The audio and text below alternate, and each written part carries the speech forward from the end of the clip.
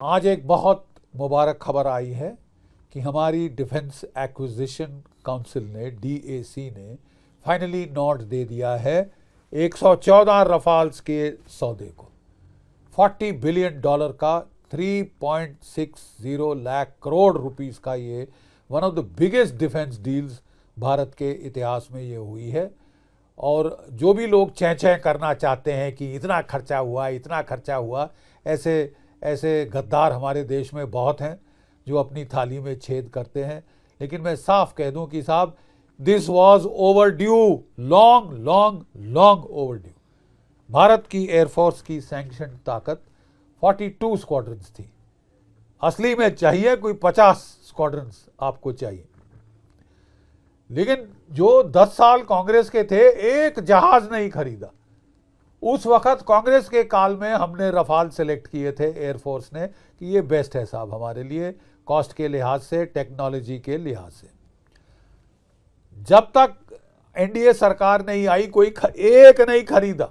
Antony साहब ने बोल दिया कि हमारे पास पैसा ही नहीं है साहब। हाँ, हमारे पास बहुत पैसा है VVIP हेलीकॉप्टर इटली से खरीदने के लिए, जो कि अमेरिका के राष्ट्रपति ने कह दिए मेरे लिए बहुत महंगे, मुझे नहीं चाहिए।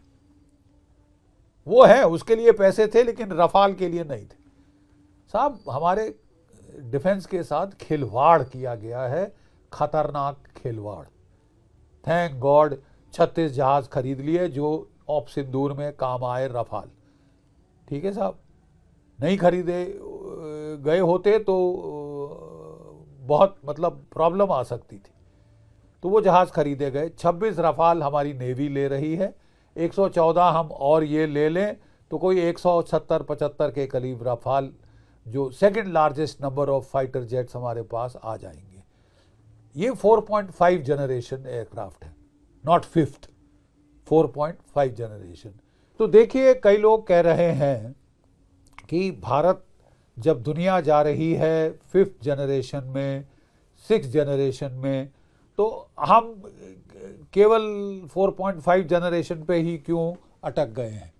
बात ऐसी है साहब कि आपको जल्द से जल्द अपनी स्क्वाड्रन स्ट्रेंथ बढ़ानी है। जहां 45 स्क्वाड्रन्स होने चाहिए थे, आज के दिन 29 हैं। पाकिस्तान के पास 25 स्क्वाड्रन हैं, यानी कि भारत और पाकिस्तान तकरीबन बराबरी पे आ गए हैं। जबकि इंडियन एयरफोर्स को चीन, पाकिस्तान, बांग्लादेश 3.5 फ्रंट का मुकाबला करना है। आपके MiG-21 फेज आउट हो गए, MiG-23 फेज आउट हो गए, MiG-27 फेज आउट हो गए। आपके जो जैगवार हैं, आपके जो मिराज 2000 हैं, MiG-29 हैं, ये फेज आउट होने की कगार में हैं। आपको डीप पेनिट्रेशन स्ट्राइक एयरक्राफ्ट चाहिए। उसके लिए हमने कोई 20 साल पहले रफाल चुन लिया था। 2014 के बाद ही रफाल आए 36 और फिर नेवी में 26। इस वक्त ये battle tested, tried and proven aircraft है, जो कि ऑलरेडी इंटीग्रेट हो चुका है हमारी एयरफोर्स के साथ, हमारे कमांड एंड कंट्रोल सिस्टम्स के अंदर। ठीक है, हमारे इलेक्ट्रॉनिक नेटवर्किंग के अंदर बहुत अच्छा इंटीग्रेट हो चुका है। ज़्यादा टाइम नहीं लगेगा, और कोई भी जहाज़ लेते तो बड़ा लंबा इंटीग्रेशन का टाइम लग जाता। ठीक है, ये ऑलरेडी ट्राइड टेस्टेड एयरक्राफ्ट है। ऑपरेशन सिंदूर में ये खून चख चुका है पाकिस्तान का। हम इसको आजमा चुके हैं, कॉम्बैट इसकी कैपेबिलिटी, और हमको बहुत अच्छी, हमारे को मुफीद और माफिक साबित हुई है। तो it made the best sense to quickly get in these aircraft, because सबसे फास्ट यही इंटीग्रेट हो सकते हैं। बट डज दैट मीन, क्या उसका मतलब है कि we can dispense with 5th generation aircraft? बिल्कुल नहीं। वो अलग रिक्वायरमेंट है, ये अलग रिक्वायरमेंट है। ठीक है साहब, मैं बताना चाहता हूं कि हमको इतने सारे रफाल लेने के बाद भी आपको जो 5th जनरेशन फाइटर एयरक्राफ्ट हैं वो लेने ही पड़ेंगे। चॉइस क्या है? अमेरिका ने ऑफर किया था अपना F-35, कोई ऑफिशियल तो नहीं आया, लेकिन डोनाल्ड ट्रंप साहब कह रहे थे कि हम देंगे, हमसे खरीदो। उसकी कीमत जो Su-35 है उससे 2-2.5 गुना ज़्यादा है नंबर 1। ठीक है साहब, 2-2.5 गुना ज़्यादा है नंबर 1। और उसके अलावा उसका जो मेंटेनेंस कॉस्ट है द मोस्ट एक्सपेंसिव, उसका जो उसकी टर्नओवर है, जो उसका मेंटेनेबिलिटी है, availability of the fleet 40 to 50% at any give time. इतने महंगे हथियार खरीदो, आधे टाइम आपको अवेलेबल ही नहीं होंगे, मेंटेनेंस हो रही होगी। बहुत मेंटेनेंस इंटेंसिव एयरक्राफ्ट है। अमेरिका सोर्स कोड नहीं देगा, टेक्नोलॉजी शेयर नहीं करेगा, अपने देश में मैन्युफैक्चर नहीं करने देगा। अमेरिका अड़ंगे लगाएगा, कहाँ पे डिप्लॉय करो, कहाँ पे इस्तेमाल करो, बाप का राज है। अरबों डॉलर दो और उसके बाद अमेरिका फैसला करेगा कि पाकिस्तान के खिलाफ इस्तेमाल नहीं हो सकता। तो फिर ले किस लिए रहे हैं साहब? What the hell are we buying it for?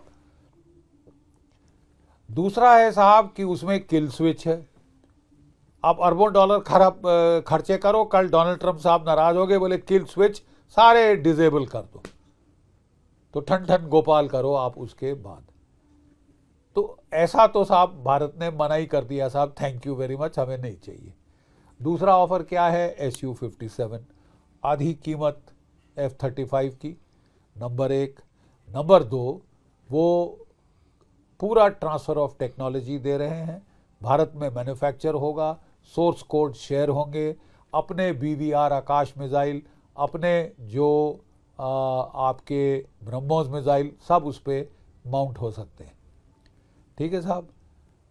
और जो हमारी Su-30 की फैक्ट्रीज़ हैं वो ईजिली अपग्रेड हो सकती हैं Su-57 को बनाने के लिए। इसके ऊपर ऑलरेडी वो आके चेक कर चुके हैं रशियन इंजीनियर्स। देखिए साहब, ऑप सिंदूर के जो लेसन लर्नड है उसके मुताबिक हमको S-400 मिसाइल बहुत कारगर सिद्ध हुए हैं। हमको 3 हमारे पास हैं, 2 स्क्वाड्रन बचे पड़े हैं आने के लिए, वो कह रहे हैं इस साल आ जाएंगे। हमको 5 और स्क्वाड्रन ऐसे चाहिए S-400 के। S-500 भी आ जाए तो बहुत अच्छी बात है। हमको Su-57 चाहिए ही चाहिए। अब प्रॉब्लम ये है साहब कि यहाँ पे डोनाल्ड ट्रंप साहब नाटक कर रहे हैं कि आप तो रूस से तेल भी नहीं खरीद सकते। 40% तेल हमारा रूस से आ रहा था, अभी भी 30% आ रहा है।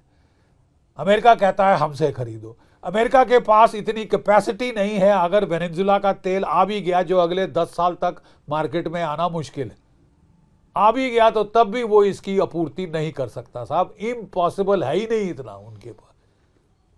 तो हमें तो समझ नहीं आ रहा साहब कि वो कहां से डिक्टेट कर रहे हैं कि हम सस्ता तेल बंद करें, 5 गुना ज्यादा महंगा तेल लें। क्या अपनी इकोनॉमी का कबाड़ा करना है क्या आपके कहने पे? ठीक है साहब, डोनाल्ड ट्रंप साहब के तलवे चाटना पाकिस्तान का काम है, हमारा नहीं। तो मुझे पूर्ण विश्वास है कि ये सरकार इसके साथ अभी तक डील करती आई है बड़े अच्छे से, और ये डील करती रहेगी। जब 25% टैरिफ था, 50% टैरिफ था, तब भी हम झुके नहीं। मैं नहीं समझता अब हम झुकने वाले हैं। और हाँ, यस, हमको ट्रेड डील चाहिए, क्योंकि जो हमारी फॉर्मल सेक्टर में एम्प्लॉयमेंट है उसका बड़ा नुकसान हो रहा है। हमारे ज्वेल्स जेम सेक्टर में, टेक्सटाइल, लेदर गुड्स, फिशरीज़, इसमें फॉर्मल एम्प्लॉयमेंट काफ़ी हिट होती है। हो जाए तो बहुत अच्छी बात है, लेकिन अगर नहीं भी हो सकती तो we can live without it. हम 3 साल और इंतज़ार कर सकते हैं डोनाल्ड ट्रंप के जाने का।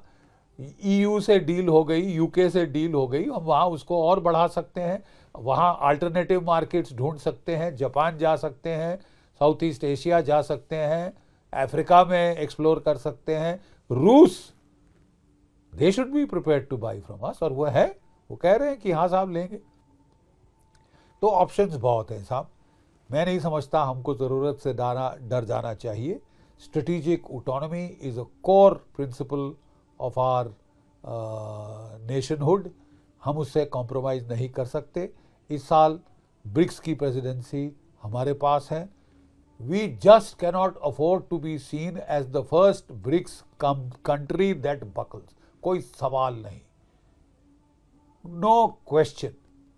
ठीक है साहब, इज्जत का सवाल है। तो मैं नहीं समझता ऐसा होगा। अभी तक सरकार ने अपने कार्ड्स बड़े अच्छे से खेले हैं, अपने पत्ते बहुत अच्छे से खेले हैं, और मुझे पूर्ण विश्वास है कि हम इसको हैंडल कर लेंगे।